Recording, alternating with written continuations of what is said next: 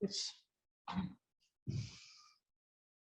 Okay, thank you and welcome to the final panel roundtable for our theme at the Pufendorf Institute. The Pufendorf Institute is Lund University's Institute for Advanced Studies, and we have worked as an interdisciplinary team on the topic of the future of human rights for about a year at 20%. And then we are kind of concluding our work with this eminent panel that we have assembled today. We started yesterday with a keynote speech from Bhupinder Chimney, who was our visiting guest scholar for the period that we worked together. The theme that we've worked on is the future of human rights and trying to weave together the implications of the Anthropocene, digitalization, authoritarianism, migration, and corporatization, and how that sets challenges for the future of human rights. We have a very, very distinguished panel today, consisting of 4 individuals from around the world. I would like to briefly present the panel. Jayati Ghosh is an economist who has taught over 3 decades at Nehru University in Delhi and now is currently at the University of Massachusetts in Amherst. Among her notable distinctions is receiving the ILO Decent Work Prize, and she has engaged in policy advisement at the national government level and international organizations throughout her career, and has advised several UN agencies. Her scholarly production and popular writing and communication is copious and has a truly global impact. We also have with us today Professor Philip Alston, who is Professor of Law at New York University and Director and Chair of the Center for Human Rights and Global Justice. Professor Alston has been Special Rapporteur to the UN Human Rights Council and has held posts at the Australian National University, Harvard Law School, and the European University Institute.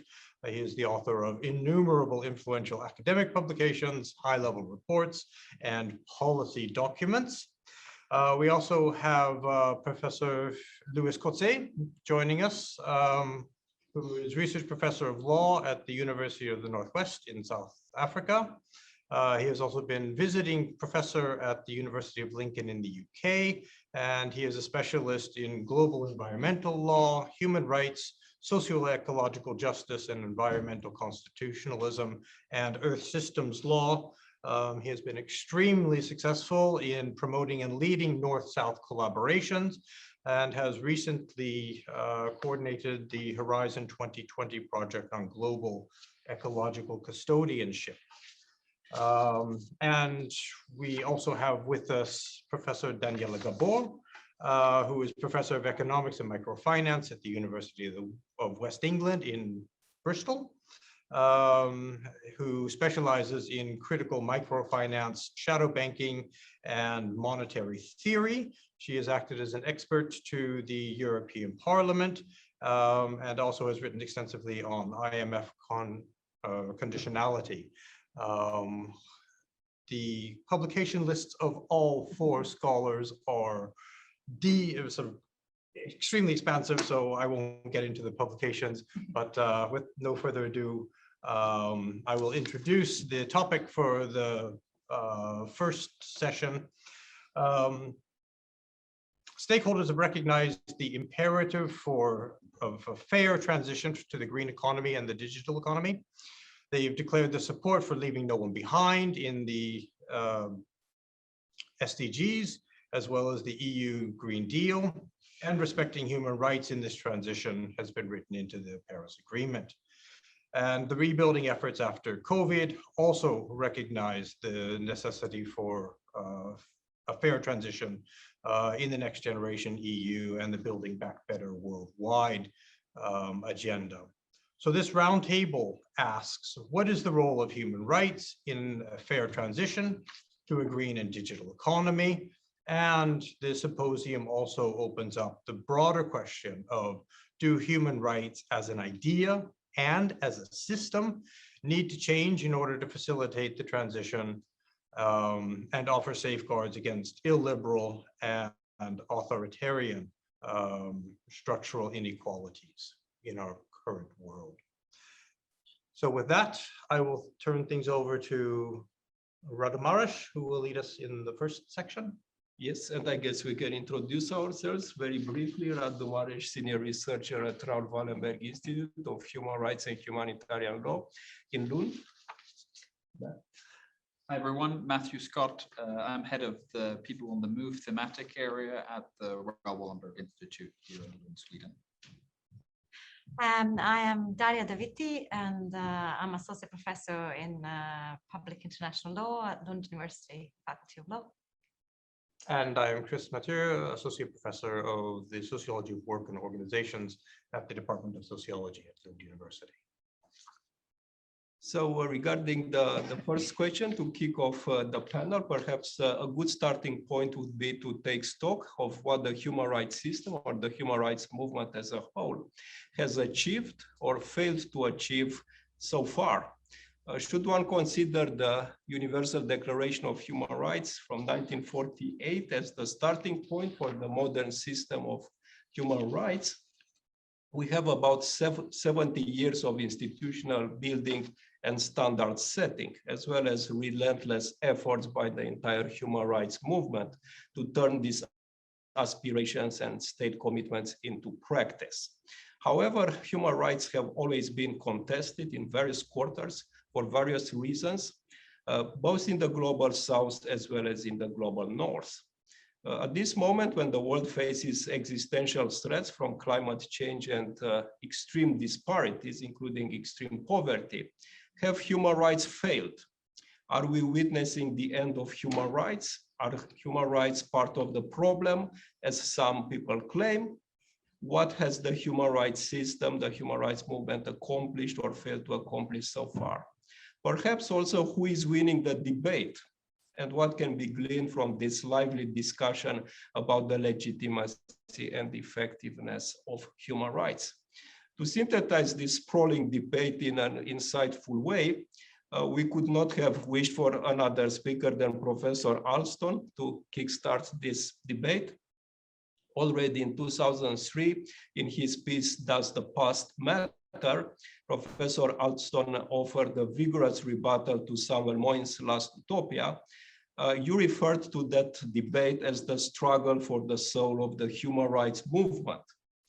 So we hope that your intervention will lay the groundwork for the other distinguished panelists to react and to add from other justice perspectives they encounter in their area of expertise. Professor Alston, please.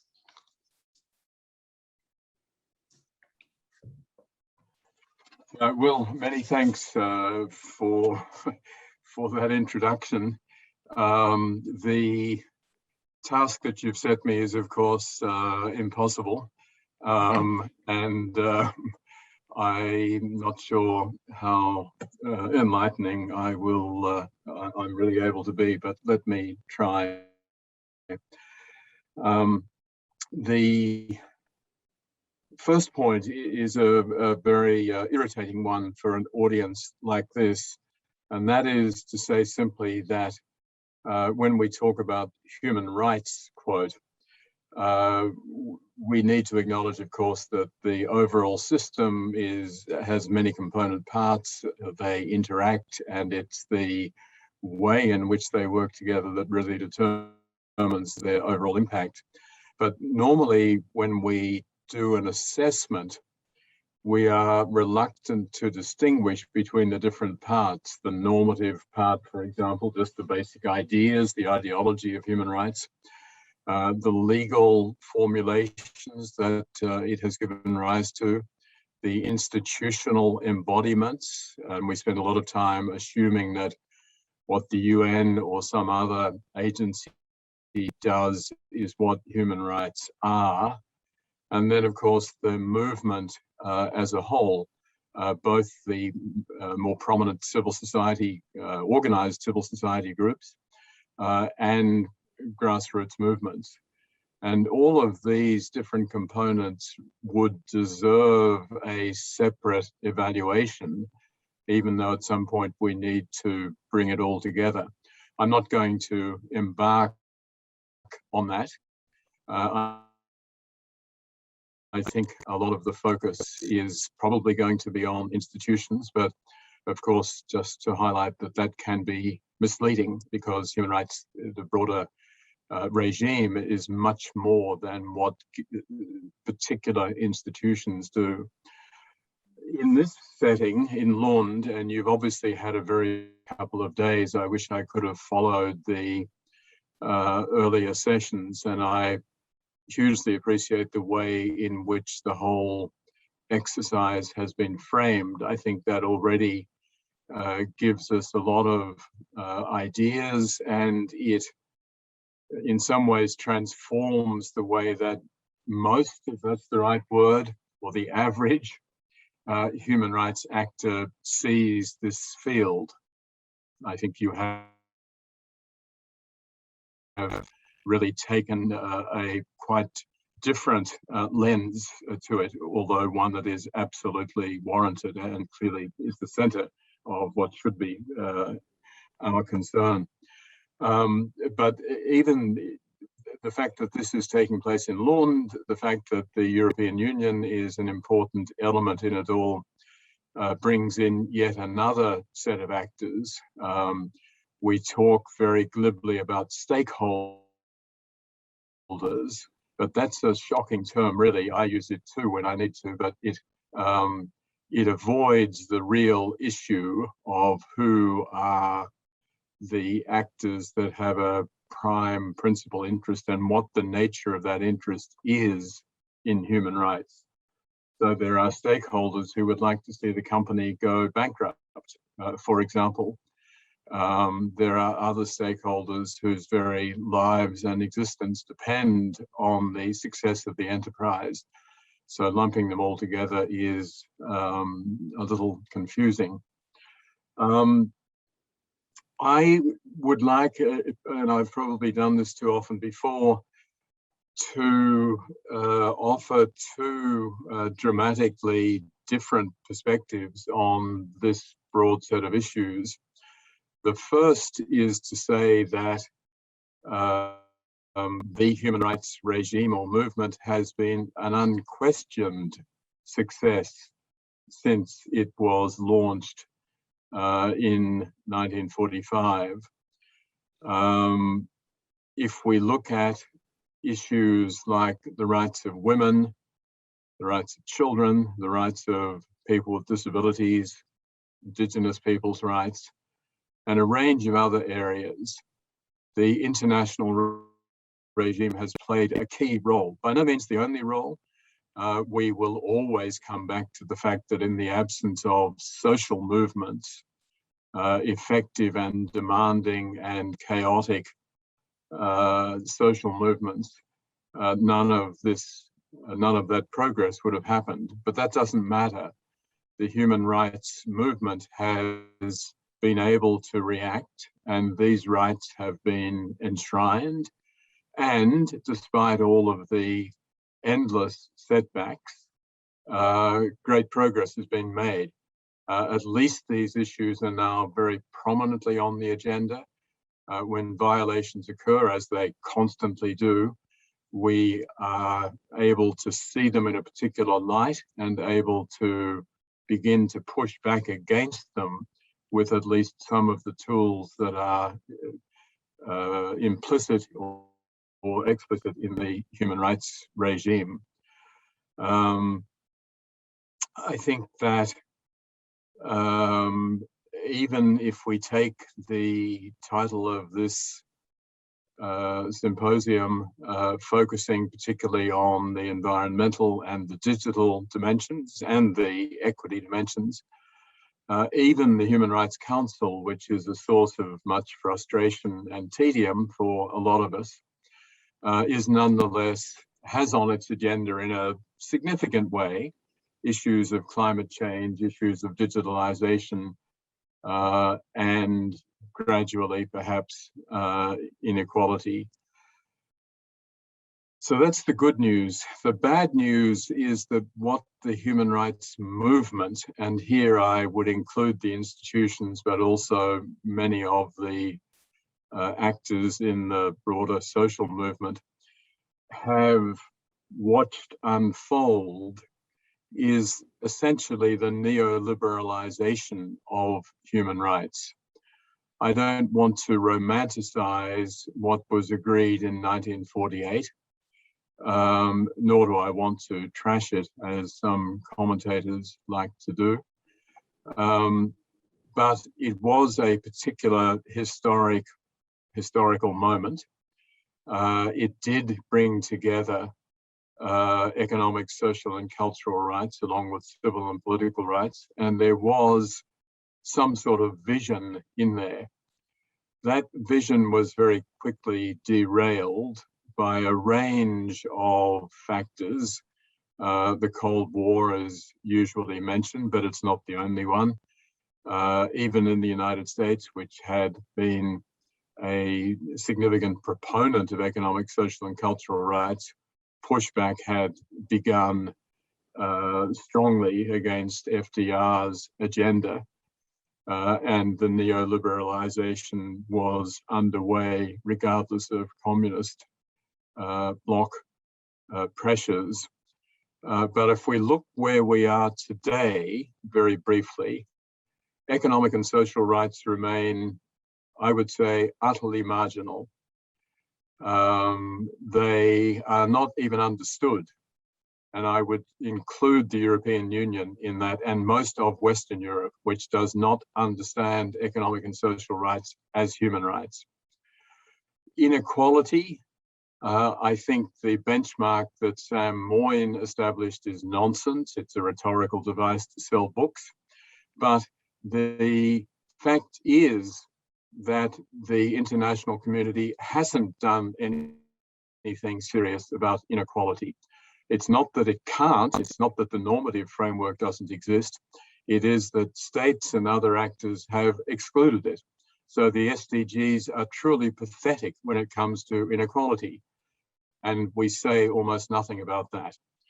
We've presided over the marginalization of governments and the public sector, the systematic weakening of their power and authority. At the same time, we've weaponized the private sector. And in a whole range of areas, the real power is being accorded to the private sector. We have the World Bank that, since Jim Kim was there, has devoted itself to little other than privatization and is doing a splendid job by its terms. That in turn is a disaster for human rights that relatively few of us have focused on and acknowledged. More broadly, in terms of inequality, international redistribution is effectively off the agenda. It's been replaced by public-private partnerships, which are simply a distraction and will do absolutely nothing to redistribute wealth except to ensure its steady flow to the north. More broadly, the human rights community has devoted far too little attention to developments in the area of counterterrorism. Civil space has been destroyed in a lot of countries. We can look at Israel, yesterday's example. Basically, we can look at India, but we can look at almost every country. We can look at Australia, my own country, where there has been an absolutely systematic effort to undermine the space available to civil society. And that's all done in the name of counterterrorism. It's being legislated by the Security Council, and most human rights actors, it's true that they are effectively excluded from all of that, but they have done very little to draw attention to it.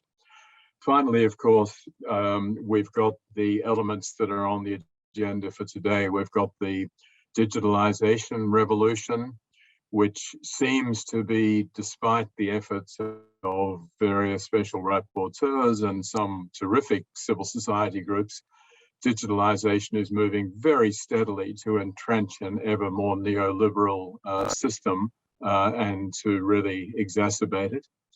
We've got the climate apartheid that I and others have written about. And now, of course, we've got COVID-19 apartheid. And the human rights community is starting to grapple with these issues, but it would be, I think, fooling ourselves if we think that these are center of the agenda for most human rights proponents. And that's a real problem because these are the big issues today. I'll leave it at that. Thank you.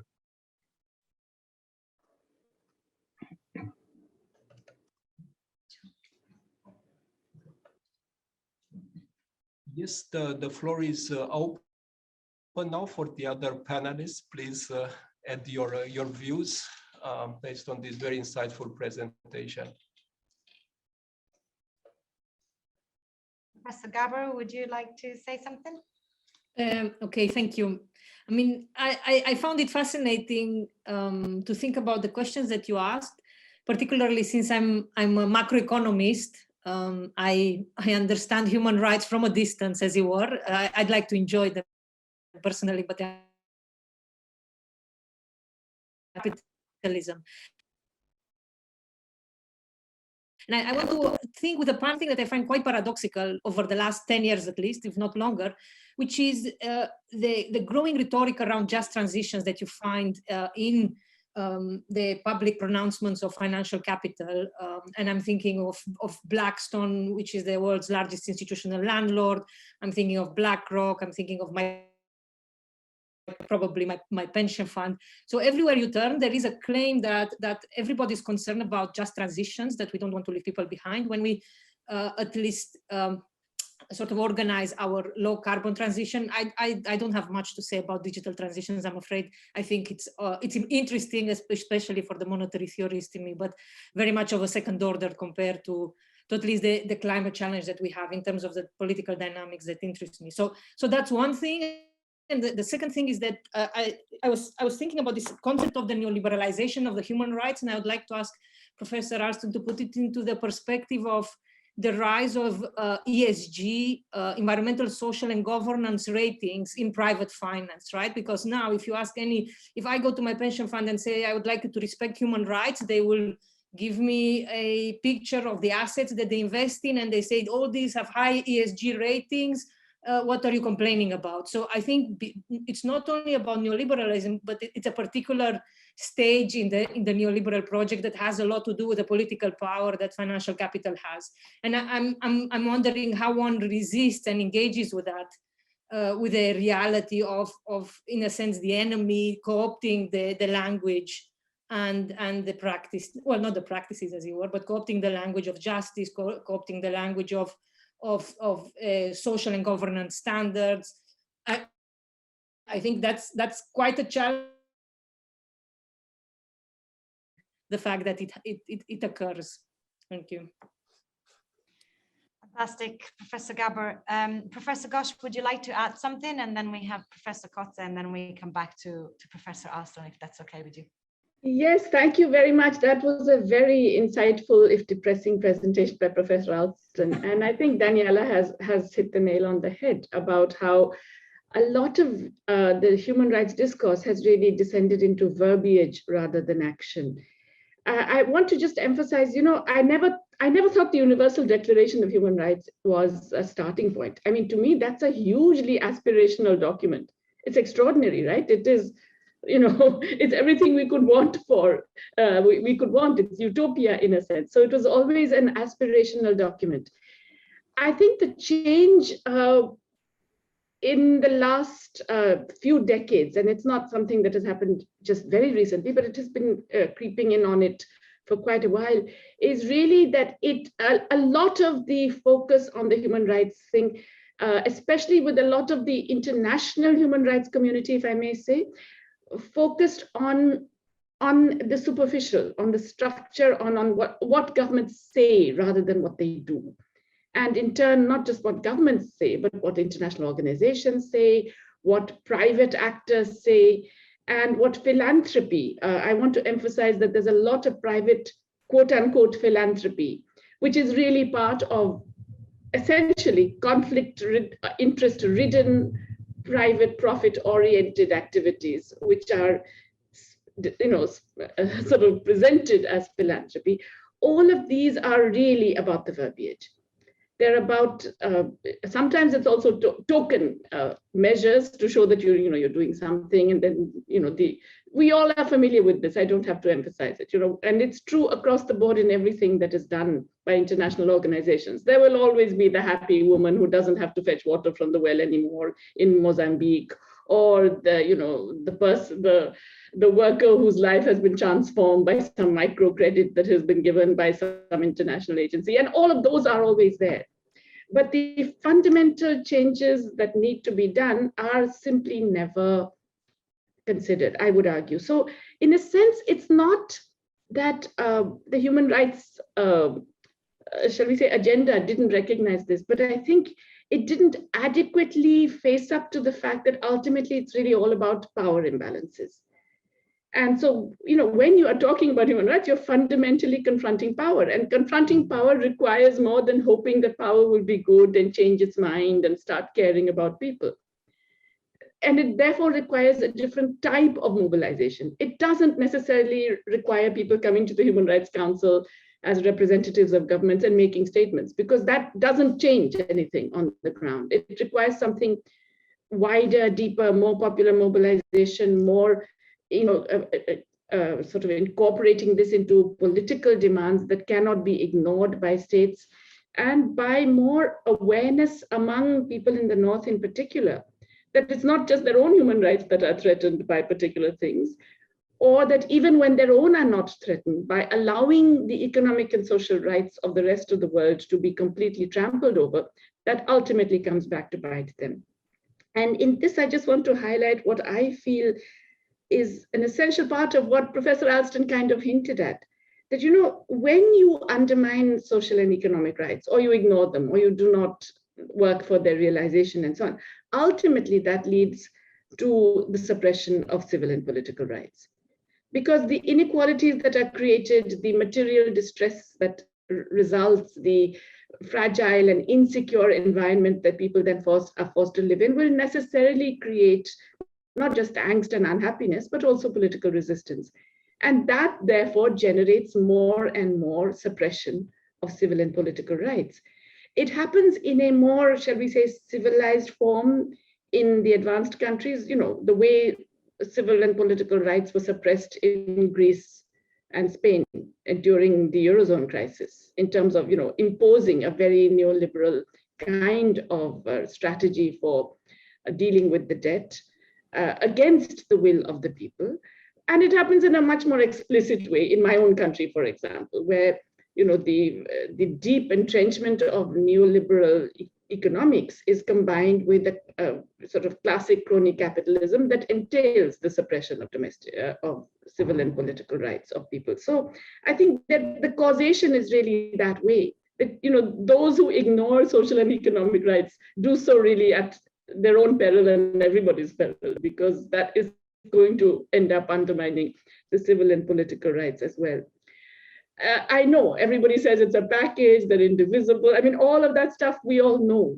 The trouble is it doesn't translate on the ground. And I don't think enough human rights advocates are willing to work, well, maybe that's a very strong statement, I take that back.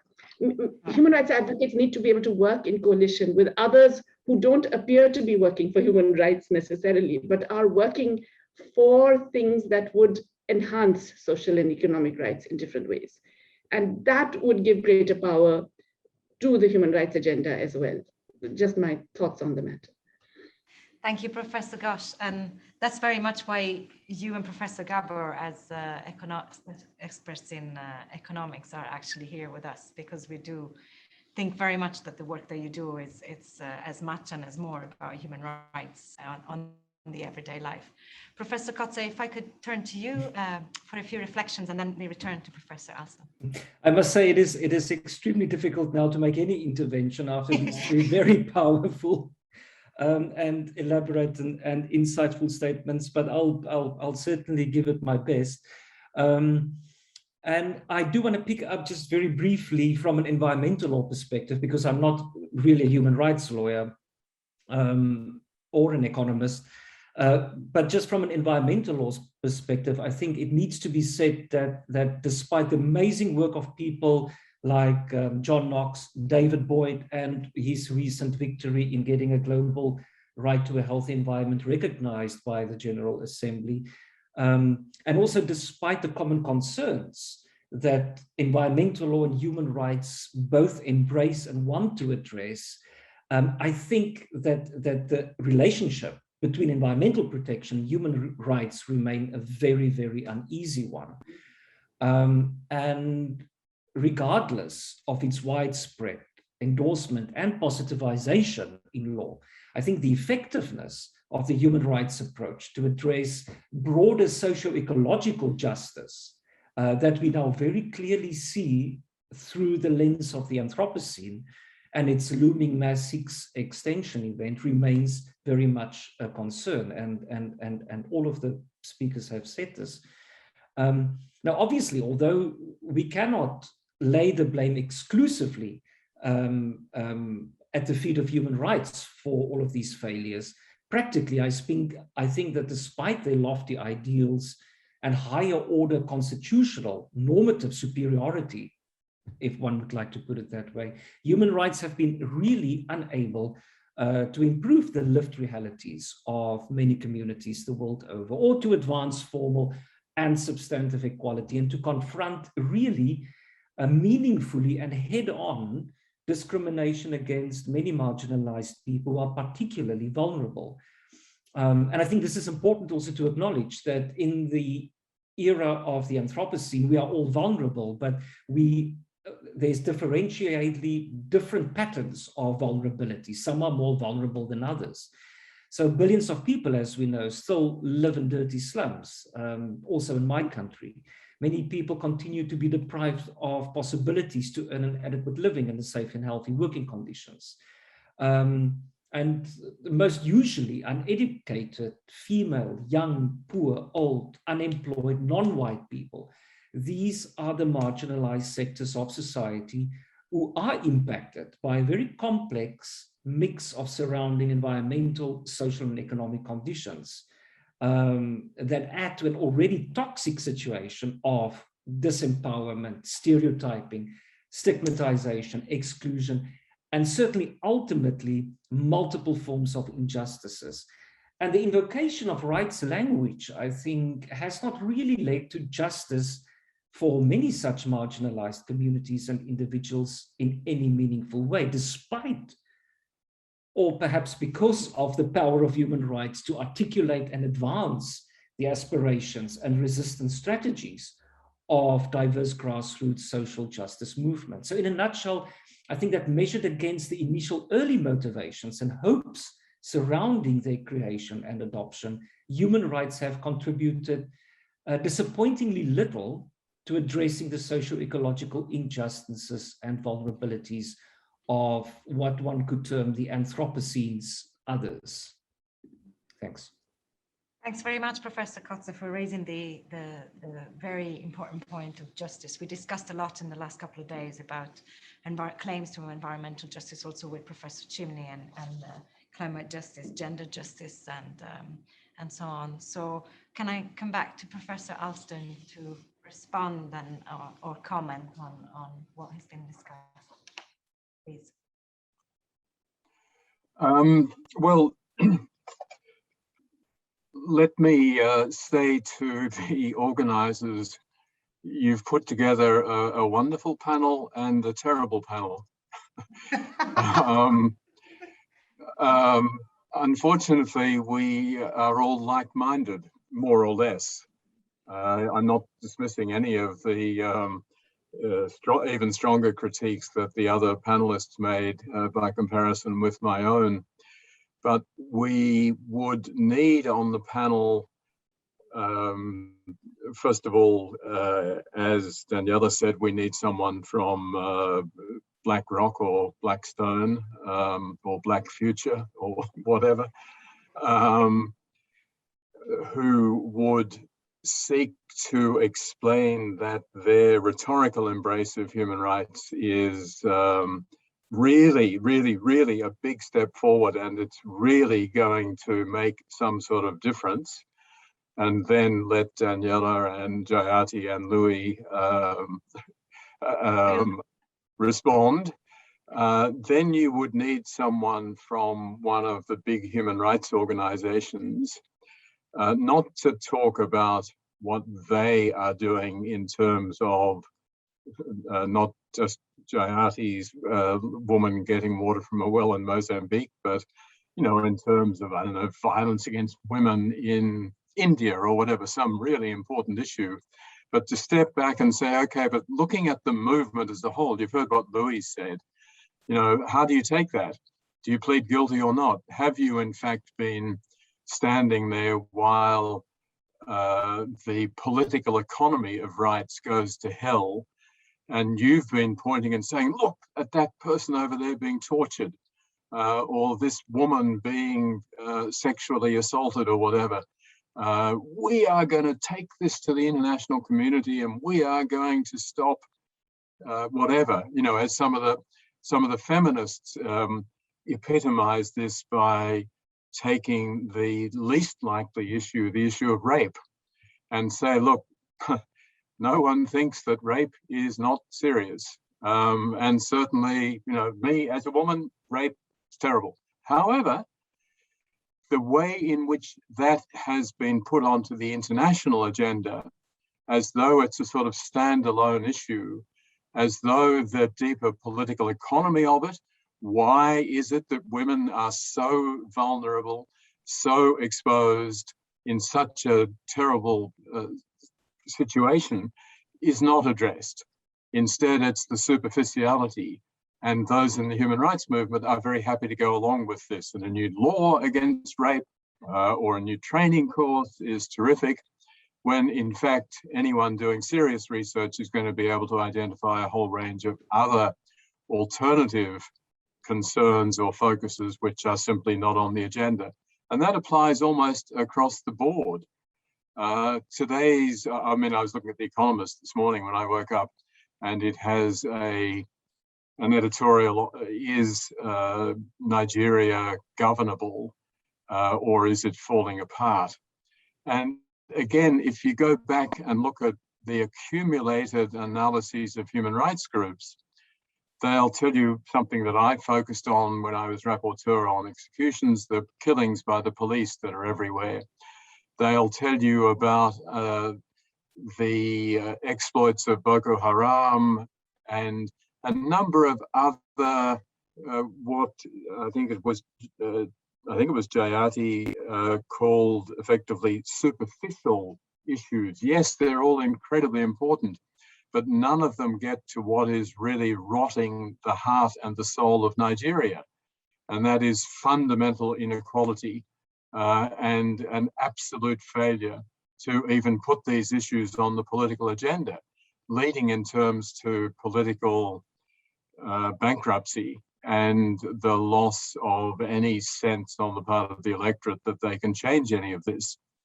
Anyway, so just to say, I think that all of the panelists have made a great point, but we then need to start asking, why is it that the mainstream is so oblivious to these insights and is, as Daniela started us off saying, really only engaged at the sort of tactical and superficial level of saying, oh yes, we're all green now and we're all pro women's rights and so on, when in fact that's not at all the case. Thank you so much for that first round of discussion points, looking a little bit backwards and bringing us up to the current moment about where we are in relation to the enjoyment of human rights, looking at the deep structural issues underpinning the specific manifestations of human rights violations. That sets the scene, and now we're kind of moving a bit more into the details of some of the issues that we talked about a lot on the theme, which is the title of this symposium, which is Human Rights in Transition. And in fact, as we were coming up with the title, we were actually debating at length whether we should call it human rights in transitions, because there are so many issues going on and there are many different processes. And so what this question invites the panelists to reflect on is the characteristics of transition in the current moment, and to take that question and also reflect on what it means then in terms of, well, we hear the idea about a fair transition or a just transition. We'll get to that later, but what are the characteristics of the transition itself, or the many different kinds of transitions that we are expecting? And thinking about that, what are the particular moments or decisions that need to be taken along the way to get us towards something that's possibly different than what it looks like today? And if we can start with Professor, we were going to start with Professor Gabor on that question. And then we'll move to Professor Kotzé and Professor Ghosh, and then Professor Alston. This feels like a very formal space for all professors here, but I'm very happy for you all to call me Daniela, although the two men on the panel should accept to do the same. Otherwise, it's the feminist in me shrinks a little bit from giving up the professorship. And I was going to start by saying that this talk of transition is quite remarkable on a personal level to me, because I'm Romanian. I'm suspecting Radu is also Romanian. I'm assuming Radu is also Romanian. So I'm Romanian, and I've grown up with a transition from a centrally planned economy to a market economy, as it were. And as a child of a very painful transition where human rights were trampled in very systematic way, at least on the economic rights, I think what I learned from there is that we have to ask who's making the rules of the transition, and what are these rules, right? For the transition from a centrally planned economy to a market economy, the rules, we call the rules the Washington Consensus, is another way of calling, of describing neoliberalism. And those rules were made by, well, they were made in Washington clearly by a set of very powerful international institutions that we know about, the World Bank, the IMF, but they were also advancing particular ideological interests, right? And then I was going to talk about the low carbon transition that in a sense mirrors this in a very interesting way. And I would guess in the sense that if we think about who's making the rules of the game, to my mind, it is private finance that is making the rules of the game for now, because we live in an age of financial capitalism. And I think this is very important, and it's quite distinctive from the post-communist transitions of the early 1990s, where financial capital wasn't that powerful and it didn't have so much to lose. And here, maybe I thought, listening to, I'm going to call you, I feel I shouldn't call you Philip, but I'm going to call you Philip in the spirit of giving up our formal names. And I'm very tempted to play the BlackRock employee just for a second to see if I can pull this off. And I guess the logic of why BlackRock, why Larry Fink's, who is the president of BlackRock, why he's writing op-eds in the New York Times, in the Financial Times, why he's coming to the UK to talk about climate investment, why he will be at COP26, why he was there with the World Bank when the World Bank designed its maximizing finance for development agenda or made it public in 2015, why he's very close to Mark Carney, who is the UN envoy for climate finance. I mean, I can give you a long list of where BlackRock is, but the argument there, and I think this is an argument that we have to contend with on the question of what is the strategic rather than the superficial level. And the argument is that basically you cannot rely on the state to organize the low carbon transition.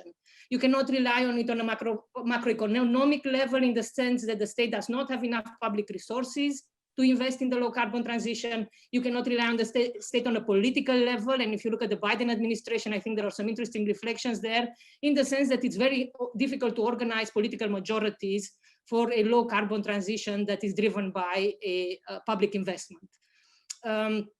Also, you cannot rely on the state, and I think this is the third observation. BlackRock would not say that, but you cannot rely on the state push back against private finance, because a big part of the process of transformation towards a low carbon economy requires a change in credit flows from high carbon activities and carbon or fossil fuel activities and polluting companies towards low carbon companies, either state-owned or private. And even there, the debate is very serious.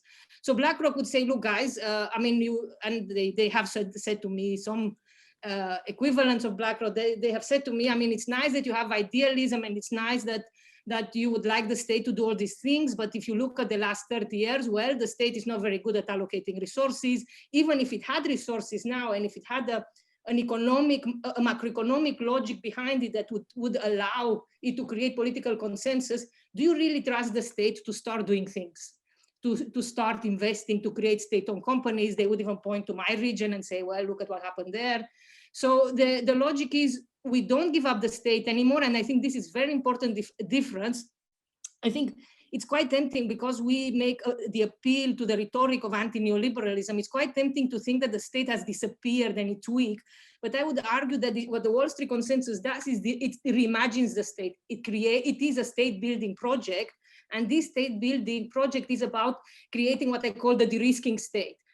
BlackRock writes op-eds not because it wants to have some, well, I mean, it's not an ego trip, even if it may be, but because it wants to enlist the state in creating particular types of environmental projects, or in financing particular types of environmental, and I put it between quotation marks, environmental projects or environmental asset classes. And I think this is, we unfortunately have to learn the language of BlackRock if you want to describe the political mechanism through which it operates. So there is this idea that, well, we will invest, we will mobilize private finance for development, we will mobilize private finance for the climate, but we need a state to accompany us. We need a state to de-risk our investments. And there is a whole range of de-risking. I mean, if you read any document of COP26 on finance, on private finance, it has the word de-risking in it at least twice. This is my bet now. Let's see if they go up or down. And I think this is something to contend with. Like, how do you respond to this? Besides the particular ideological choices and inclinations that we have on this panel, how do you respond to the BlackRock argument that you guys always see perfect as the enemy of good? We are good, perfect doesn't exist. This is not the universe in which you can have perfect, but we are going to deliver some environmental climate finance. We are going we have financed renewables in the global south for the last 10 years. We'll continue to do so. You cannot count on states there to do it. And I think this is an argument that sometimes even works in progressive circles that I move in, precisely because either people are sort of skeptical about the political willingness for a massive change in the status quo to occur, or because because maybe of a failure of imagination. So I think this is if I were for BlackRock, this is what I would say. Well, there are shortcomings, but this is how capitalism works, and this is the solution that we have on the table, and maybe we should just work together to make it work a bit better. And we have of course, we've made many mistakes so far. Everybody makes mistakes. States also make mistakes, not just private companies, but we are willing to work with the public actors in order to make sure that these mistakes are remediated and we coordinate better. I'm still a civil servant, so I'll stop there. So do you go with that flow then? Do you assumed the role of the BlackRock representative deeply, but do you carry on then? Would you like me to? Is this recorded? Will it harm my chances of becoming the president of the Progressive Republic of something or other? Yes, no, I will. Go on then. I just received a text message from Larry Fink offering you a job, Daniela. I always knew he had everybody in his pocket, for sure. We'll let Daniela get on that call then and move over to Luis. Thank you so much, Daniela. I mean, I have, it would be difficult for me to say in very practical terms, what I would do if I were in the shoes of BlackRock, or if I would have had to respond to them. But I think taking us back slightly a bit more again to the more esoteric conceptual level, is that important to me at least, is that the transition must include also a transition to a much more even world order, where we, and by we I mean especially privileged humans, those that benefit from companies such as BlackRock, for example, and which still remain a very small subset of the global population, need to embrace sufficient humility to recognize that our hubris and our assumed geological powers and force, if deployed, and if we continue to deploy this force as we are doing it now, will mean the end of life on Earth as we know it. So in embracing humility and recognizing vulnerability, we need to see the severity of the socio-ecological crisis that we are in. And hopefully that realization could direct us onto a more meaningful transition to where we want to be.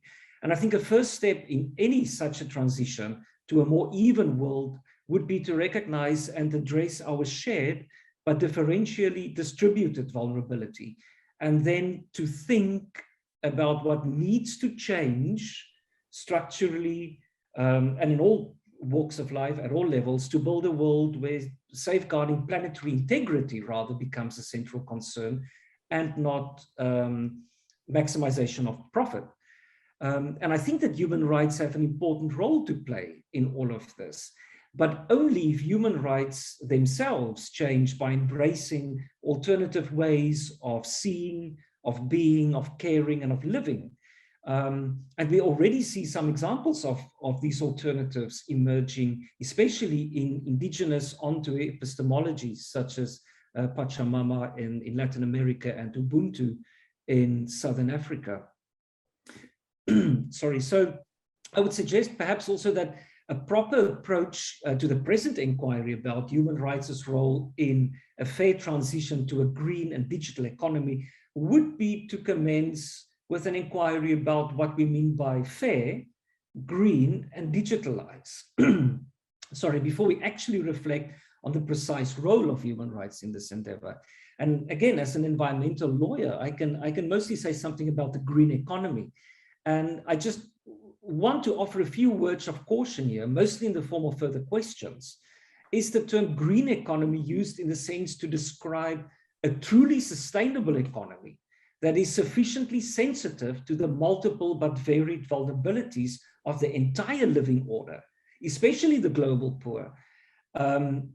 And does it respond to the Anthropocene's global socio-ecological crisis and the loss of planetary integrity?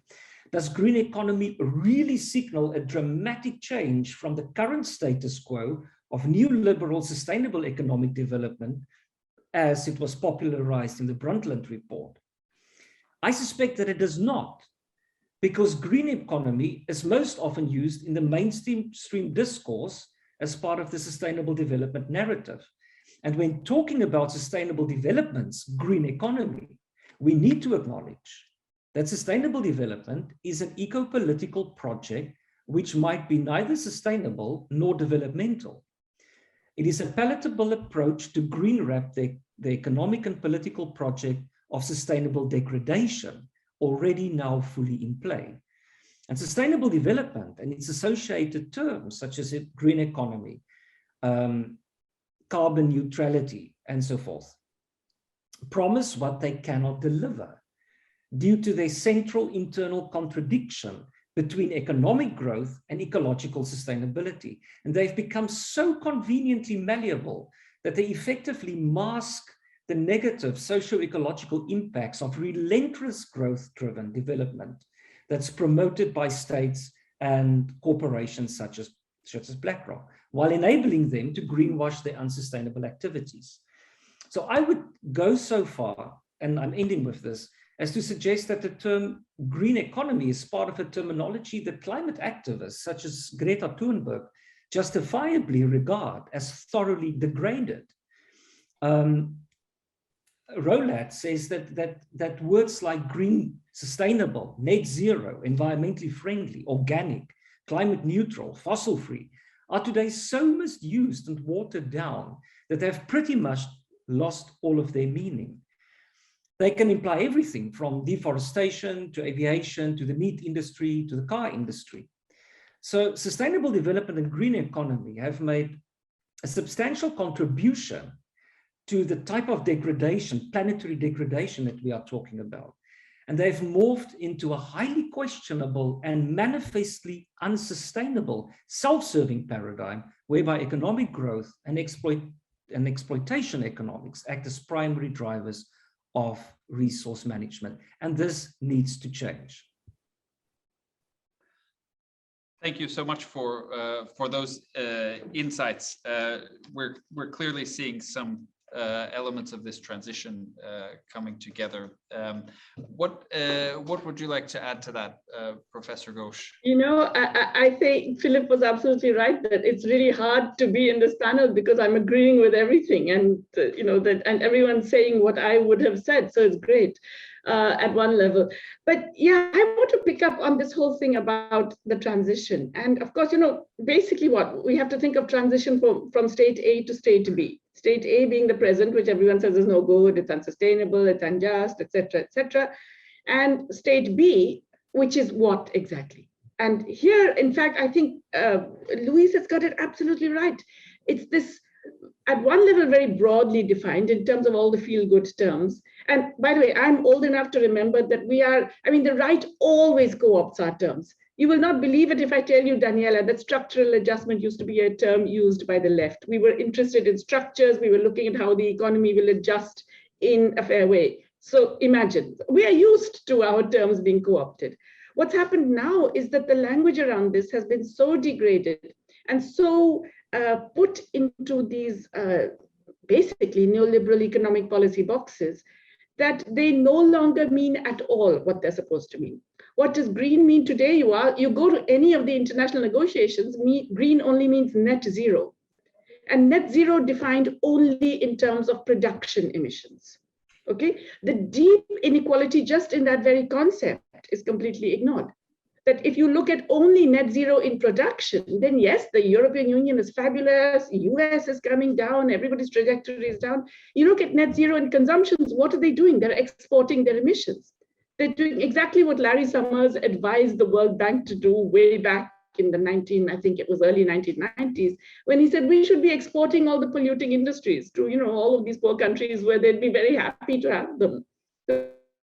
Anyway, they're all poor and have no employment. Just be exporting the polluting industries. It's basically what has been happening over the past 15 years. I'm looking at it right now. The European Union is, if you like, terrorist number one in this particular thing, in terms of managing to reduce its production emissions while comfortably maintaining consumption emissions in most areas and exporting the problem. The US is not far behind in this. All the negotiations are really about that. The green is all about reducing production emissions, which the advanced countries will then turn around and say, see how good we are, and say, shame on you, China, and shame on you, India, and shame on you, South Africa, for not doing this, while comfortably assuming that the patterns of trade, which they control, driven by the patterns of investment that they control, will ensure that they can maintain those levels without any great difficulty. And apropos that, it's also worth remembering, Daniela, that yes, BlackRock is doing a lot of ESG, but it is also the largest financer of coal investments globally. The single largest, everybody blames China. The 8 largest funders of coal investment globally are finance companies based in the US, of which BlackRock is number 1. And of course, part of the problem is that when you have this very limited notion of transition, then you actually undermine, you're willing to undermine everything else, and you're willing to ignore all the other things that are happening.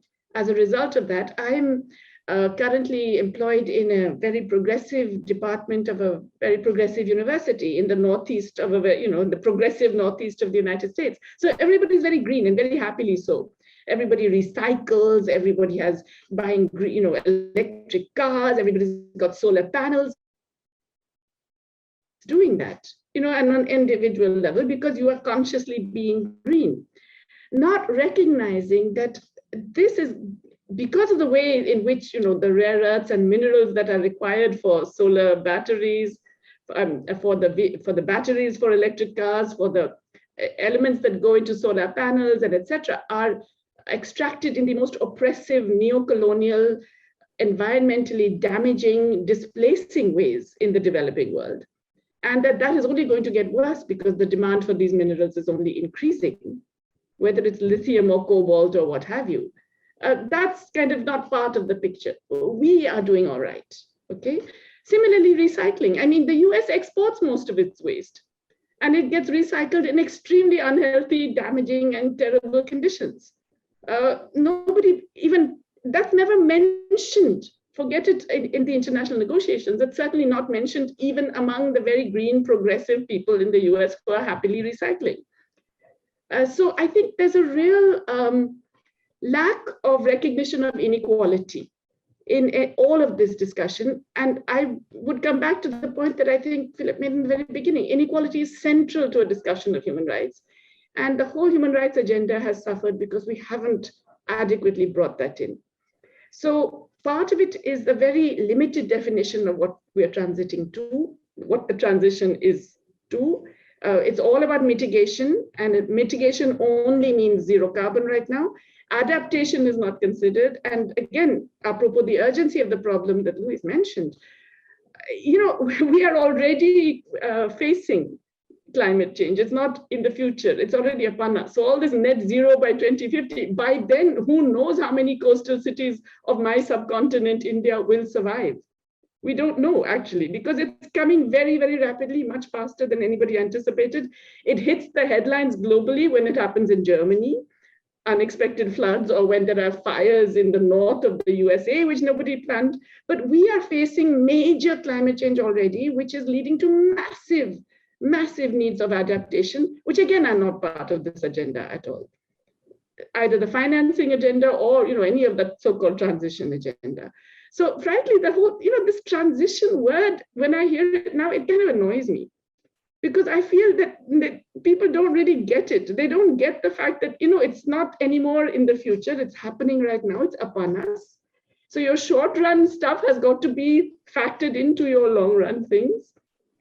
And that you have to be much more conscious of what exactly you want in that end period. And it cannot just be summarized in one little minor thing in which a few companies can say, yeah, we're also doing some green activities. And a few people in the world, let's face it, there are very few people in the world can say, we are being green in our personal lives. I think it has to be a much wider, deeper kind of, not just conversation, but action in terms of how to deal with it. Because otherwise, frankly, there's not going to be a transition, because, you know, forget human rights, humans aren't going to be around.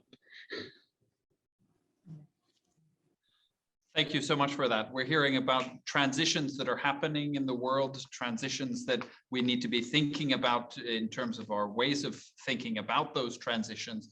I'd like to move now to Philip and then give the floor to Daniela to close us off on this this round.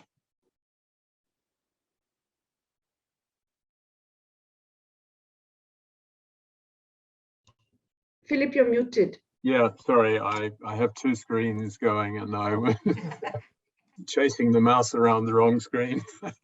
I think I'm too depressed to say anything right now.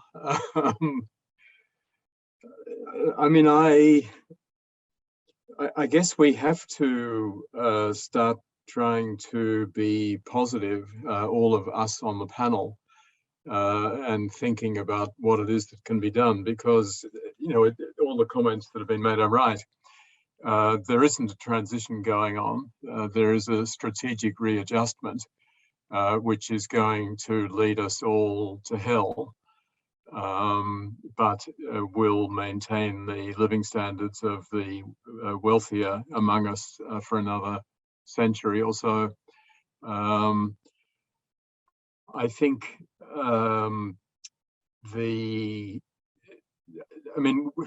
I think what Daniela had to say about de-risking is absolutely spot on. When I stepped down as Special Rapporteur on extreme poverty and human rights, I decided to continue working on one of the many issues that I had identified. And unfortunately, I haven't yet thought of a better term to describe it than privatization. But privatization, of course, raises all of the issues that we're talking about. De-risking is central to it. Daniela is right to say that the UN has, for example, given up on mobilizing financial resources for the Sustainable Development Goals. I know we're going to talk about that later, but it's all been turned over to corporate actors. We need to mobilize more public-private partnerships. And once you look at the terms of these partnerships, they are increasingly these days all about de-risking. So the challenges are to ask, and we have to do this, you know, I'm not a natural radical. I didn't even like talking about neoliberalism even 5 years ago, because I thought it poisoned the debate in a certain way. But questions arise like the European Union is essentially the leading neoliberal actor, even as it is adopting so many of these progressive policies. But the really deep change is not reflected in the policies of the EU. If we look at the corporate sector, I'm reluctant to criticize my colleagues in the human rights area because I personally haven't done anything on corporations and human rights. But from a distance, it's increasingly clear that what we're doing is legitimizing the role that corporations play. And really working totally around the edges and not at all in the center. Because, and this is my final comment, I guess, Daniela was absolutely right in her imitation of Larry Fink. The argument that the state is not up to it and the state cannot be trusted is, of course, the brilliant outcome of decades of neoliberal advocacy to make sure that the state is not up to it, to disarm it, to hobble it, to handcuff it at every point, and then say, you see, there's no one around, no one left standing except the corporate actors. So we're going to have to do it. But when I look, for example, and Daniela will know this and Jayati as well in particular, if you look at the literature on privatization and ask whether it has been successful, and if you include in your criteria the impact on the population as a whole and particularly on the poorest 20 or 30%, you will find extraordinarily few studies that show that privatization works. In fact, in so many contexts, it does not. It produces negative results by comparison with what a functioning private sector would have. But we have swallowed whole the propaganda from the neoliberal side, from the corporate side, and we're not trying to push back. And we are entrusting to people whose only real goal is private sector profit, the future of the planet. And that's just irresponsible and crazy. So the question is, what can the human rights community do? How can it go into transition? How can it start putting the set of issues, particularly I would sum them up as the political economy dimensions, at the center of what it's doing? And final comment, my fourth final comment maybe, but Jayati said earlier that the human rights community has been terrible at working with the broader social movements, and that's absolutely true. how can we get human rights people out of their ghetto and into the rest of the real activist world? Thank you so much. Just over to Daniela to wrap this session up, and then we'll move. Thank you. This is in a sense fascinating, and I'm taking my Larry Fink hat off for a second to just respond to Philip on this question. I've been thinking a lot, again, because I'm Romanian and my country just gives me continuous food for thought. I've been thinking about this skepticism that we have towards the state and the ability of the state to deliver on a particular set of ambitions, right? And if I look at Romania, it has one of the lowest vaccination rates in the European Union, and there is so much vaccine skepticism because of a deep suspicion of the state. And this to me is an interesting entry point to think about what do we do when a serious physical event from a climate crisis hits? Because the alternative to the Blackstones and the BlackRocks of the low climate or the low carbon transition is to say, well, we need to organize it through the state. But for me now, I think one of the most interesting things to think about is how do you organize, and maybe this is where the human rights community can work with people like myself who study macro finance broadly, is how do you reach and organize a rethinking of the state in not just among the small community of like-minded people here. And Jayati, with due respect, I mean, I'm sure the structural transformation was the ambition, and the mainstream always co-opts our terms. But isn't it our problem that we always complain about it from the margins, and that they somehow successfully co-opt our terms, but we don't fight back? And this is what I'm interested in, because now this is serious in many ways, much more serious than it used to be. And I'm not sure that I have the answer to this. And I think it's, and to Luis again, yes, I mean, we all have nice ideas about diversity and distinctiveness, but the harsh political economy of the moment we are in is that we have a very powerful financial capital, and we have populations that distrust the state. And between these two, there is, to me, the only alternative of a low carbon transition that is organized via public investment. And somehow these three are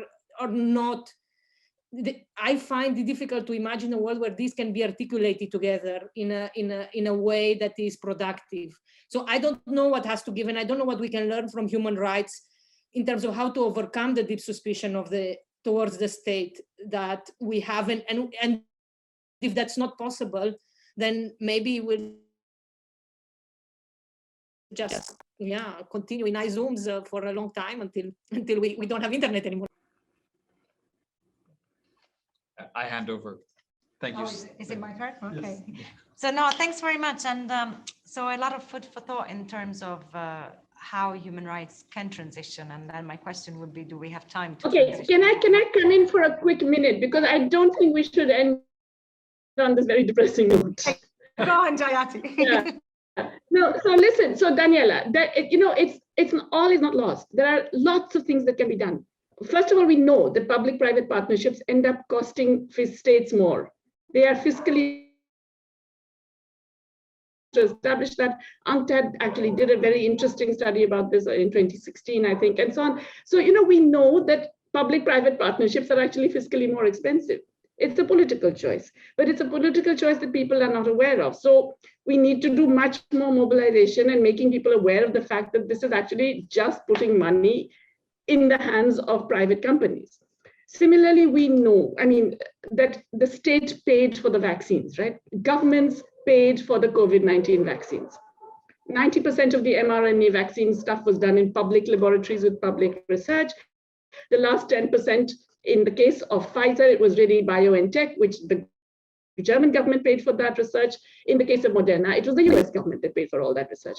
Yet they walk off with the patents and with all of the associated monopoly control and the ability to then squeeze the same governments who paid for that with higher and higher prices, which again is ridiculous. People don't know. People should be made aware. There should be enough pressure on the governments to respond to that. Similarly, the fact that governments don't have money. Multinational companies are paying almost zero tax, right? Amazon hasn't paid tax in 7 years. Apple is paying like a tiny fraction of its, maybe 2% or something.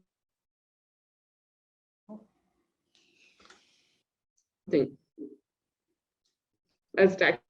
Everybody does the double dash. Jayati? Sandwich to get away with low taxation. Erosion. I just want to say that there's bands with people who are looking at these things and actually spread that kind of awareness. That's all I'm saying. Sorry. Yeah. No, Jayati, we just lost you for a few seconds, but it's all okay because actually I was going to ask a question to you first. And you've partly already responded, no, in the sense that we look at the transition and we've already covered as a panel the fact that the SDG, of course, are not an answer. We see that they're not really performed as a solution, and also in the way in which they've been conceived. Philip said that there is really no transition, but strategic readjustment. And you said very clearly, and Daniela before, and the others as well, that public-private partnerships are not working and are leaving the states actually worse off, and services not delivered. So can I ask you to tell us to discuss a little bit more about the ramifications from a development perspective of this so-called transition, and what are the sides? Because if we're saying, like you said correctly, our job as either environmental lawyers or economists or human rights lawyer, but our joint duty is to inform, no, and to make sure that people know that these things are a solution and that these things aren't working. But then, can you tell us a bit more about the implications and where are perhaps the entry points from a development perspective? So, I'm not going to talk about the implications because I think everybody knows that, right? We all know it's kind of all terrible and things will get worse and then we will all die and there will be, catastrophe. I mean, all that we know. I want to think what can be done. And in fact, lots of things can be done. I mentioned a few of them. I'm sorry if my voice broke, but I could give you a list of 17 things that are really low-hanging fruit in terms of policies, but there's no political will for them. And I think the fact of the lack of political will is also a broader public ignorance. I mean, if people in the US, for example, knew that their taxpayer money had gone into completely funding the vaccine, but that then their own state health system was buying those vaccines at inflated prices, and that then they were going to get boosters, which effectively mean that you're denying these vaccines to the developing world, which enables the spread of variants, which then will come back, which will require further boosters and so on, then maybe they would have a different attitude. But not enough people know. It's not in the mainstream media at all, as far as I can make out. The New York Times has it, but on page 17, and who reads the New York Times that way anymore, right? And so on. So I think there is a real lack of knowledge. And therefore, it's true that there is a small bunch of like-minded people, but we don't work in coalition enough. We don't interact, we don't engage and get, for example, I'm part of an independent commission on the reform of international corporate taxation. Maybe human rights people should be working on with them as well. Maybe, people should be working with those who are looking at public-private partnerships and establishing that they end up costing more money and denying states the revenues that they could actually spend on the essential public services and so on and so forth. I mean, I think the way we have to do this, because we're confronting a very, very powerful set of enemies, not just one, and because we also know that there's regulatory capture of the state by big corporations and so on. I think we have no choice but to work much more broadly in coalition, even with people with whom we may disagree on. That's where we find it very difficult. But I don't see any other way out. We have to be much more willing to work in larger groups and pick issue-based coalitions to fight all kinds of different battles. Thank you, Jayati, and your work is certainly very inspiring for all of us on this. Could I ask Luis to say something on this, please? Yes, well, thank you. I would certainly support Jayati's call for broader social mobilization and citizen involvement. And I would certainly also support efforts to, I hate to use the word sensitize, but let's just use it for present purposes, sensitize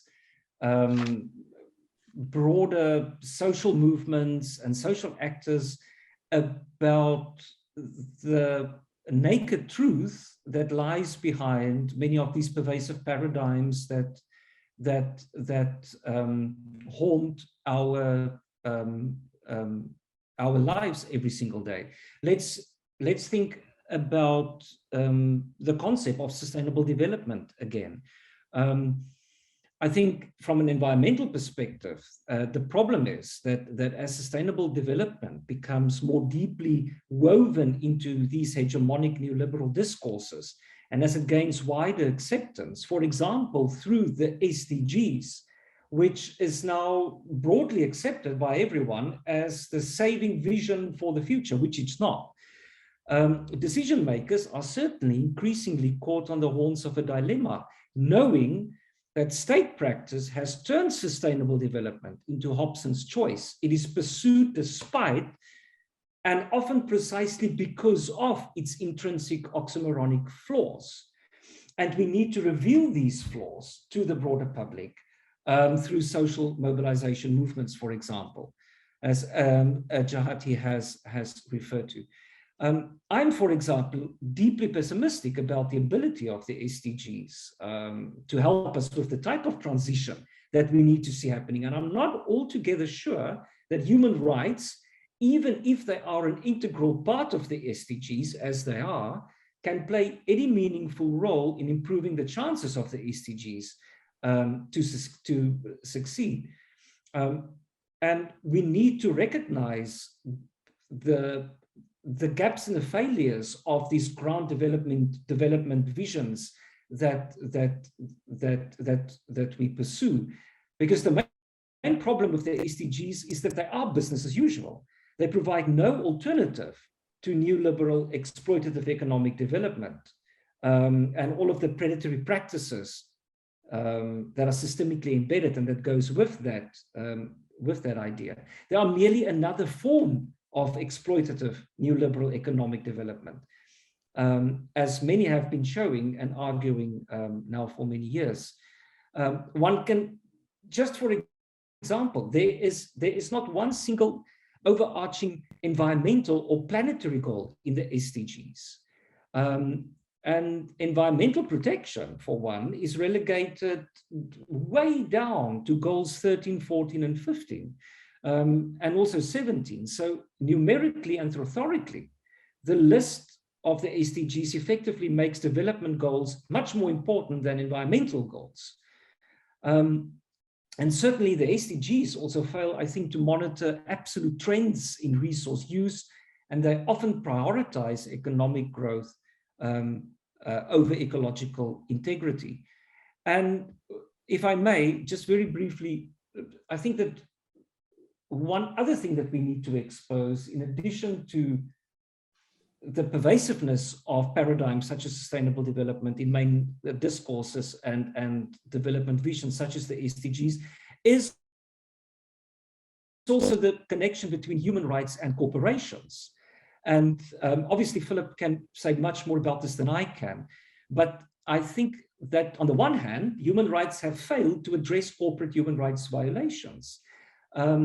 And this is a highly significant failure, given that the neoliberal corporation, perhaps even more than the state, has been and continues to be a key driver of Earth system transformations and Earth system decay. And the failure of the human rights framework to hold especially transnational corporations to account for the massive socio-ecological injustices that are being caused across the world is even more problematic, because the corporation is essentially a legal person forged precisely in the service of the promotion and protection of neoliberal capitalist interests. So the corporation, unlike animals or trees, is one of the very few non-human entities that the law actually affords the benefits of legal subjectivity to. And in some instances, as people like Anna Greer has pointed out, even the benefits of human rights. Anna, for example, has said that, and she voices concern about the deeply troubling contemporary shifts in international human rights discourse in favor of corporations, and to the related idea that the corporation is an appropriate beneficiary of human rights.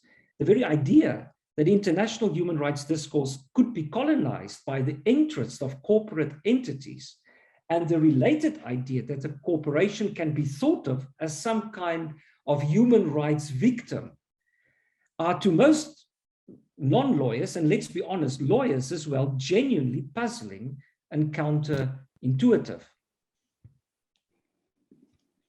Thanks very much, Luis. Philip, I'm taking the non-professorial approach, as we said. Philip, would you like to come in here and respond to Luis? Yes. I think first names are always the best policy. To say something positive.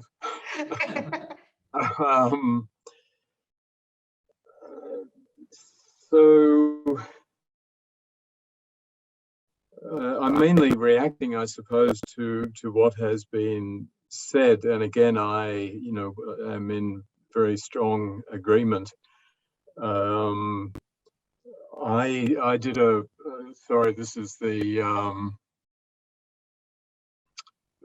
last resort of lazy people, but I hear my final report as rapporteur on extreme poverty, and it was called the Parlous State of Poverty Eradication. And one of the main themes was really the radical shortcomings of the Sustainable Development Goals. And I said a number of the things that Louis has just said. But what's interesting has been the reaction to it. In some development circles, it drew quite a lot of discussion and so on. In the UN, there was never a reference made to it by anyone in authority, as it were. And in the human rights community, it's sort of irrelevant because they are not really focused on poverty eradication or related issues. But the SDGs continue to suck up all of the oxygen, or most of the oxygen that is available in the development space. And it's all too predictable. We're now at 2021, the SDGs expire in 2030. 27, people are going to start saying, oh my God, this has been a disaster. The SDGs haven't worked. How could that be? But right now, still today, every major development agency is focused on the SDGs, that lovely color panel.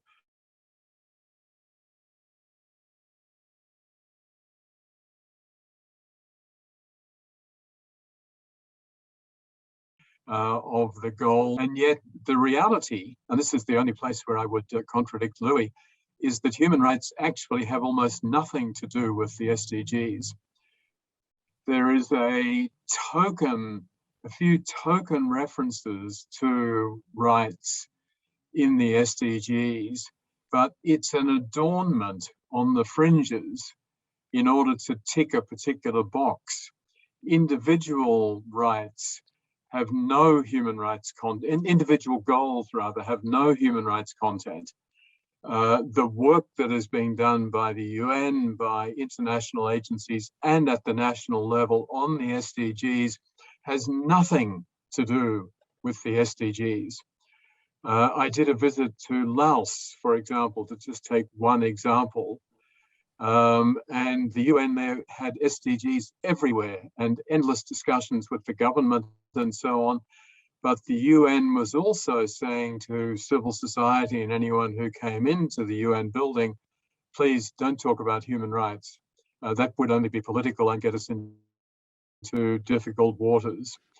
And while that was pretty brazen, it's actually a good reflection of what is being done more generally. Human rights have been separated out comprehensively.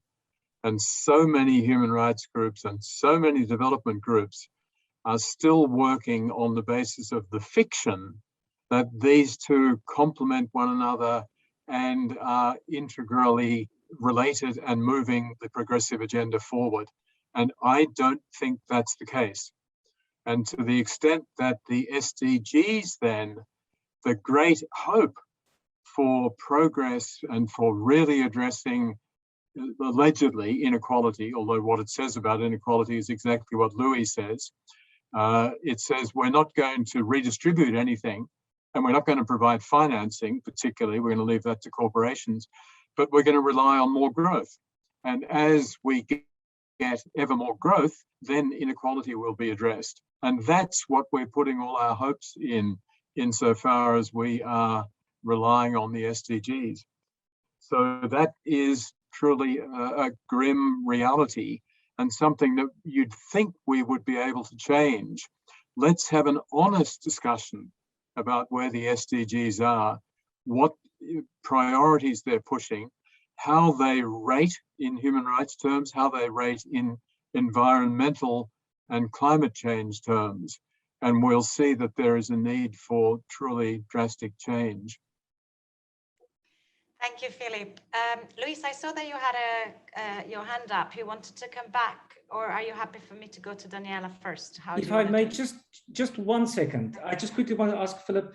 I mean, I do take your point about the current centrality or lack of centrality of human rights in the SDGs, and it's really shocking to hear what you are saying. And I'm sorry to hear that as well, that human rights have been relegated to the sidelines within the SDGs discourse. Do you think that there was ever any sincerely meant intention, Philip, that the SDGs, when they were constructed and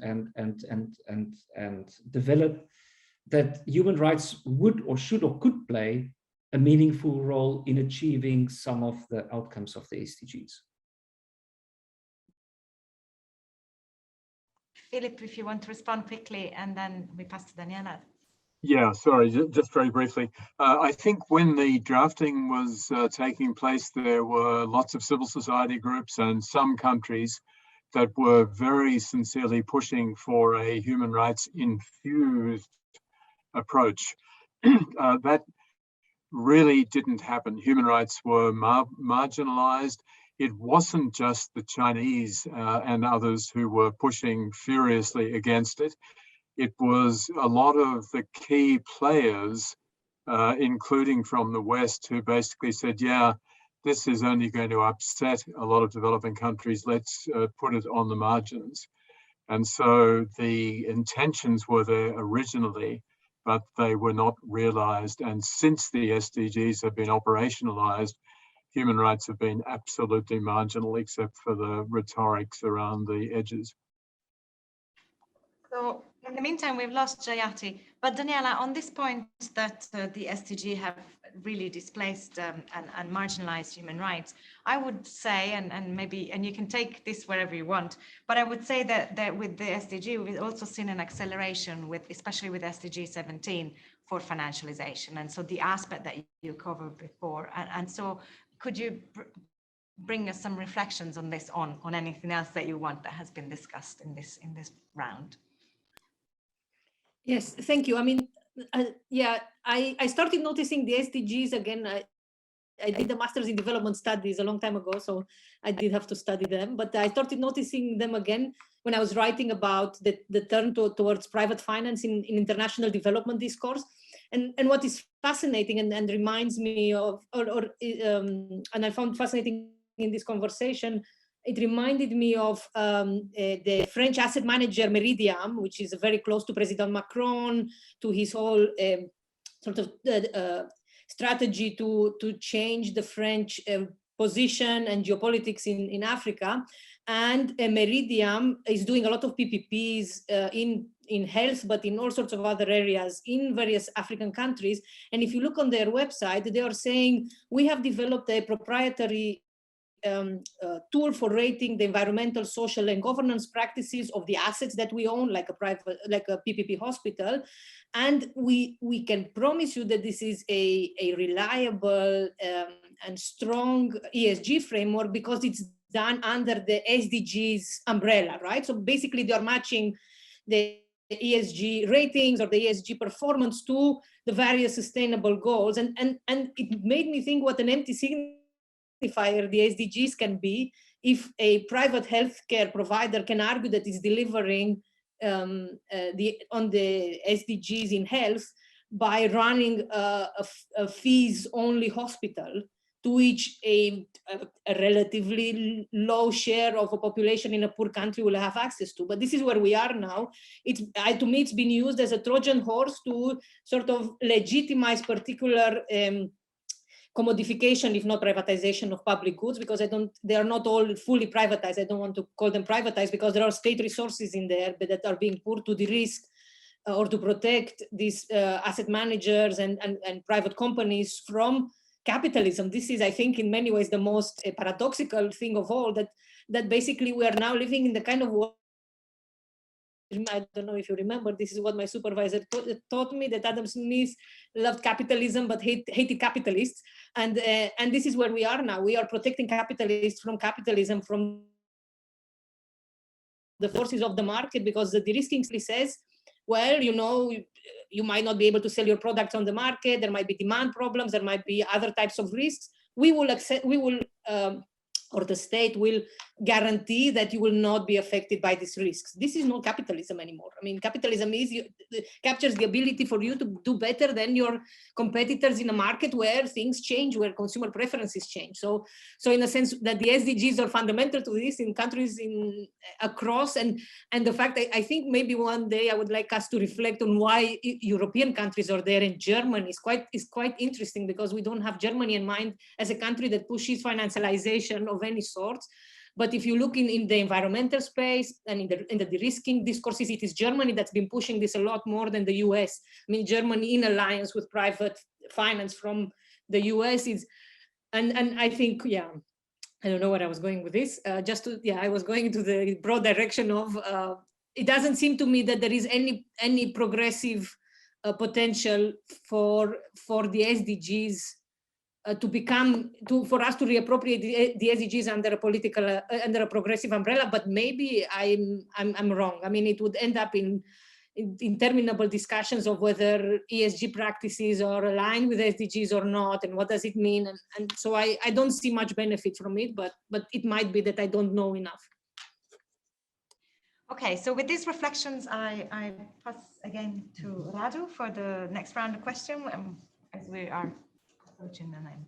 Thank you, Daria. Indeed, this is the last segment of the roundtable, and so far you have managed to problematize the transition, to expose some of the mechanics, the dynamics of the transition in so insightful ways. And there is also a moment now perhaps to reflect to what can be changed, what could be some of the ways forward and solutions, especially when it comes to human rights.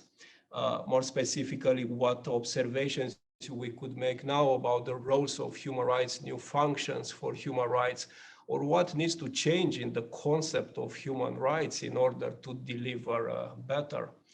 And when we selected the title for this roundtable and the whole symposium, Human Rights in Transition, we were thinking about the green transition, but also about the concept of human rights that needs to be changed, needs to engage in a transition of its own sorts.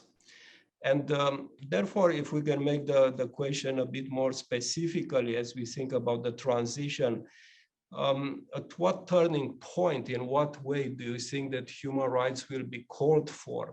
At what moment in the transition you feel that human rights can make the most valuable contribution?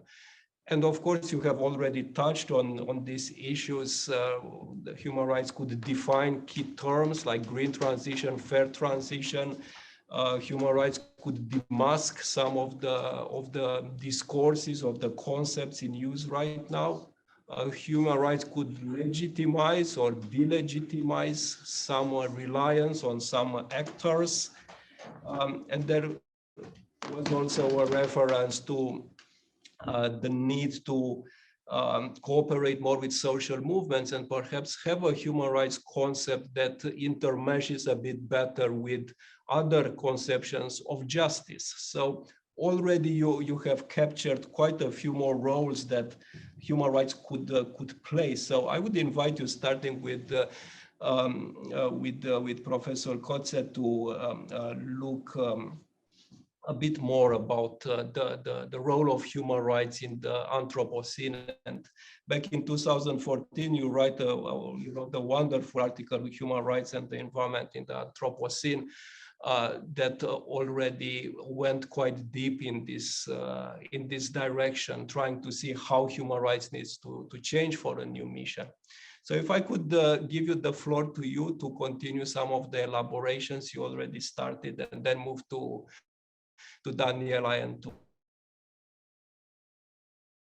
Thank you very much. It's actually a pity that Jayati is not with us anymore, because I think she's certainly will have a lot to say about this, and I hope she can come back again. I'll keep my suggestions extremely brief, because I see we're also running swiftly out of time. I think that we would need to rediscover the energy and try and re-recognize the potential of human rights in trying to drive the transition that we really need to see. And I've already, and we as a panel have already reflected on what type of a transition, what do we mean by green, and so forth. So I think if we can rediscover this energy and mobilize much more than we are currently now, while also calling out the predatory paradigms that are so deeply and structurally embedded in everyday things, such as the SDGs and corporations and human rights protection of corporations, we are already on a very good path. And certainly, despite my earlier misgivings and continued misgivings about the place and role of human rights in facilitating a transition to a more even and just world order, I think that human rights still have an important role to play, especially insofar as they will likely retain their symbolic importance that signals at least something better, something just, something fairer. And insofar as they offer a little bit of hope to cling to, and it is, and I really hope that we can also go back and revisit and be re-energized by the past successes of the global human rights movement, and see the extent to which we can displace the critical centralized importance that paradigms such as the SDGs have assumed. I think what would be critically important is for human rights and lawyers and all social actors to also, in this process, embrace alternative, ecologically sustainable ways, perhaps, of seeing, of being, and of knowing that can replace, and are already tentatively replacing, as we see in some Latin American countries, for example, this hubristic epistemologies of dominance and mastery that have brought us to the precipice where we are currently standing on.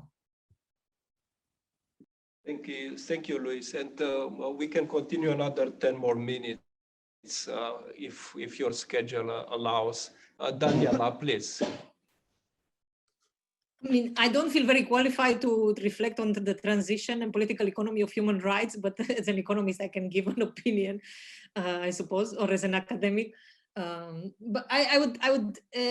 So as an example from my own research, I've been looking recently with a colleague on the rising importance of institutional landlords like Blackstone in European housing, residential housing. And I think one of the insights from there is that if you want to both characterize theoretically and mobilize people around the question of why should we regulate institutional investors in housing markets, I think it's very useful to have a human rights framework in the sense of framing the question of housing as a human right, then allows you to say, well, maybe you shouldn't have my pension fund lending money to Blackstone for Blackstone to buy houses in Berlin. And in Berlin, it's a very clear example of a very successful mobilization around the question of human rights in housing. So I think there are particular spaces of human rights, at least this is what I would observe. There are particular spaces of human rights where they are more useful than others, or easier to mobilize around than others easier to make a case against the status quo or against the encroachment of financial capitalism. But with what that means for human rights advocates, I would not dare to suggest. I think this is something that I would like to learn more about, and I am learning. And thank you very much for the panel today. Thank you, Daniela. Philip, the last words are yours, please.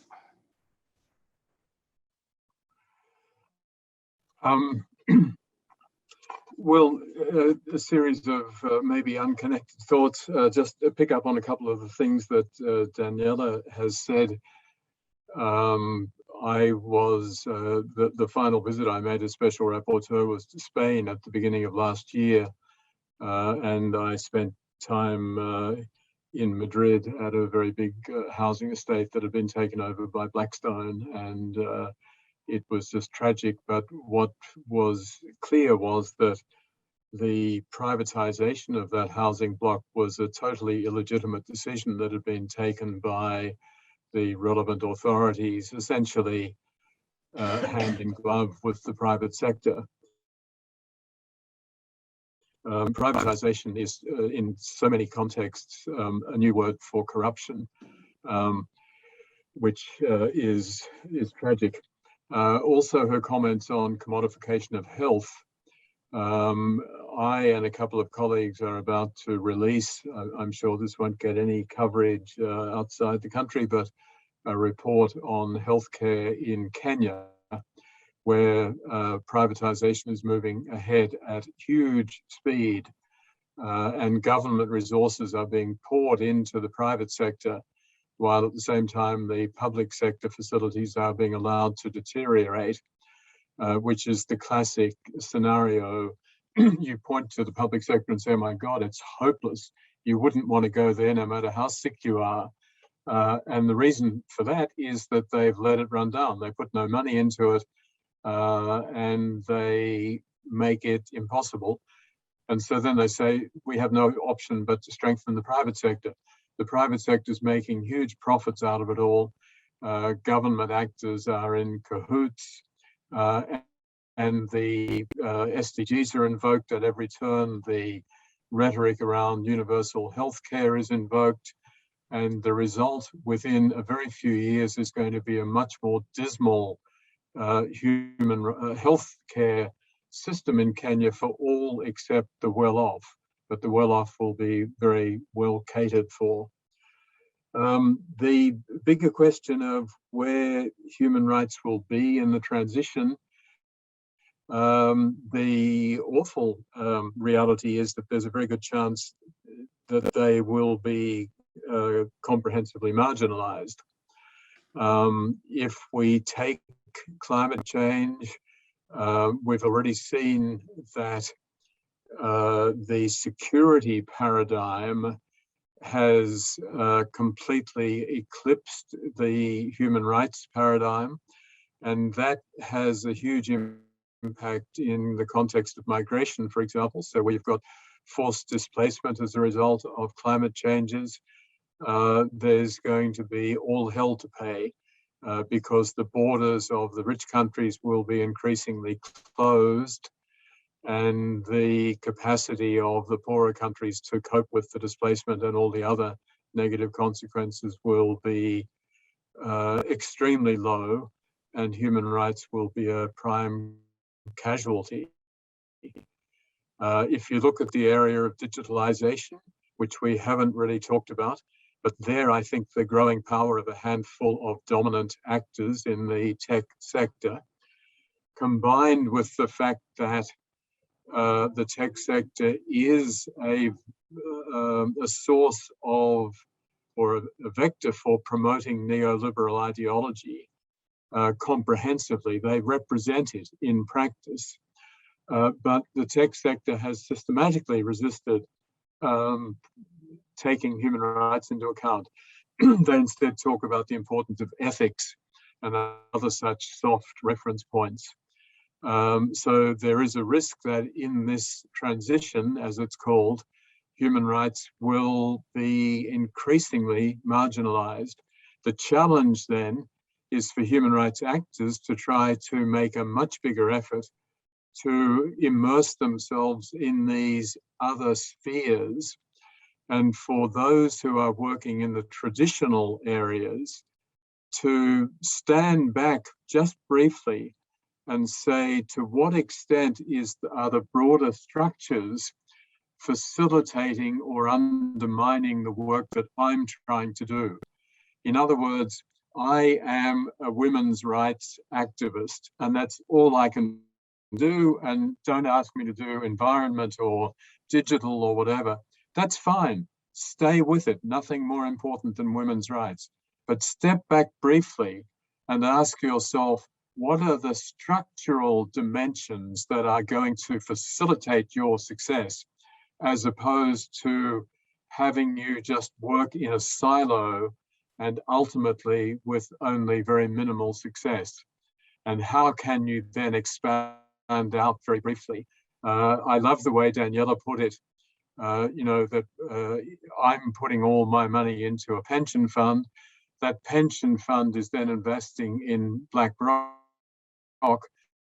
but BlackRock is then making housing prices and a whole range of other things completely unaffordable, so that in my retirement, things are going to be grim, except for my BlackRock shares. So it's sort of perverse. And I think all of us in the human rights field need to acknowledge that we have to reach out and be focusing on that broader range of issues, not for all of us to do it, but for the community as a whole, and for us to be working much more closely with social movements that are active in areas that we don't consider to be, for some reason, our natural allies. And the perfect example of that was given by Jayati, which is fiscal policy. In other words, tax reform. As long as the multinationals are paying no taxes, as long as there is immense profit shifting, and even the new OECD development is of very limited consolation, in fact.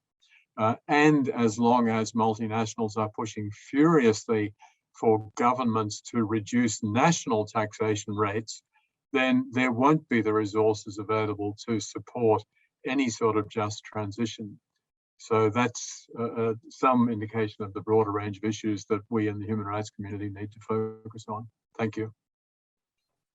Thank you all. I think we are sorely missing Jayati now, because she infused the panel with this optimism and vibrance. But I think that there actually was a positive dimension to having like-minded and complementary persons participating in this, in that it gives us the chance to learn from each other and further sort of an avenue or an agenda, not having to rebut arguments that we all find sort of nonsensical. So this way of sort of moving things around on the necessary agenda that we are in agreement about. I think that's what comes out of this. And I think that this will provide a great deal of both inspiration, but also sort of giving the opportunity to analyze this, gives us the opportunity to sort of plot a very practical way forward, combining the environmental, human rights, and the political economy dimensions. So we thank you. Our other ground gain today was first name basis. So thank you, Daniela. Thank you, Louis. Thank you, Philip. And thank you, Jayati. And we'd also like to thank Patrick, our technician, and the rest of our panel here. We can pat each other on the back, but thank you for very much. taking your time.